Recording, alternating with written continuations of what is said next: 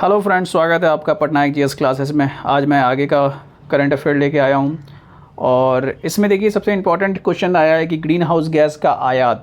इसका मतलब ये हो गया कि यूरोपियन देश जो है वो ग्रीन हाउस गैस का आयात करवा रही है, मतलब खुद मंगा रही है। देखिए, इन्वायरमेंटल इन्वेस्टिगेशन एजेंसी EIA के द्वारा अभी हाल ही में एक रिपोर्ट जारी की गई थी कि इस रिपोर्ट के अनुसार यूरोप के गैसों की अधिक मांगे और उच्च मुनाफे के कारण हाइड्रोकार्बन HFCS गैस को ध्यान से देखिएगा, अवैध व्यापार का बढ़ रहा है। ठीक है, अब HFCS के बारे में क्या होता है कि ये कार्बन, फ्लोरीन और हाइड्रोजन का कंपाउंड है, एग्जामिनेशन के लिए इंपॉर्टेंट है। उसके बाद क्या है कि यह HFC हाइड्रोफ्लोरोकार्बन से अलग है। देखिए यहाँ पर हाइड्रोक्लोरोफ्लोरोकार्बन, इसलिए HFCS और HFC में अंतर है, ध्यान दीजिएगा। उसके बाद क्या है कि HFC के बारे में बता रहे हैं कि एक रंगहीन और गंधहीन गैसें हैं और ये ग्रीन हाउस गैस उत्सर्जन का 2.3% योगदान करती है। आगे है आपका कि HFCS पूरी तरह से मानव निर्मित गैस है और इसका उत्पादन रेफ्रिजरेटर, AC और एरोसोल प्रोपेलेंट में होता है।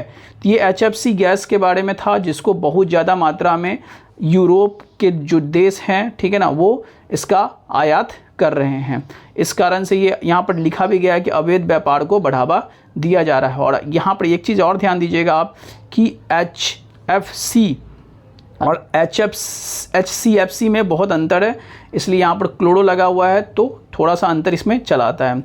अगला टॉपिक है आपका यूनिकॉर्न कंपनी के बारे में। क्या है यूनिकॉर्न कंपनियाँ? तो देखिए, यूनिकॉर्न कंपनियाँ वास्तव में वेंचर कैपिटल आधारित और निजी यानी कि प्राइवेट स्वामित्व वाली कंपनियाँ होती हैं और कहा जाता है कि जिसका मूल्य $1 बिलियन तक पहुँच जाता है उसे यूनिकॉर्न कंपनी का दर्जा मिल जाता है।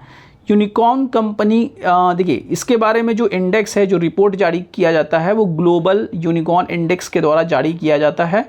और अभी भारत में देखा जाए तो 2023 तक का डेटा के अनुसार 67 यूनिकॉर्न कंपनियां भारत में है। यूनिकॉर्न स्टार्टअप्स की संख्या के मामले में ये इंपॉर्टेंट लाइन है आपके एग्जामिनेशन के लिए। यूनिकॉर्न स्टार्टअप्स की संख्या के मामले में भारत विश्व में तीसरे स्थान पे है। पहला है USA, जिसमें यहाँ पर 703 यूनिकॉर्न कंपनियां हैं। सेकंड नंबर पे चाइना है, 340 यूनिकॉर्न कंपनियां, और भारत 67 यूनिकॉर्न कंपनियों के साथ है। इंडियन कंपनी कौन कौन सी आती है? तो स्विगी, Dream11 और PW।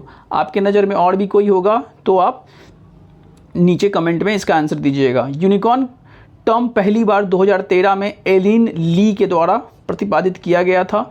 विदेशों में 109 यूनिकॉर्न के संस्थापक भारतीय हैं। उसके बाद है कि भारत विश्व में स्टार्टअप की संख्या के मामले में तीसरा स्थान पे आता है। ये भी आपका एग्जामिनेशन पॉइंट ऑफ व्यू से इंपॉर्टेंट है। अब देखिए, एक टर्म यूज़ किया गया जो कि एग्जामिनेशन में भी हाल ही में एक UP का पेपर आया था, उसमें टेलीमेडिसिन के बारे में पूछा था कि टेलीमेडिसिन क्या होता है।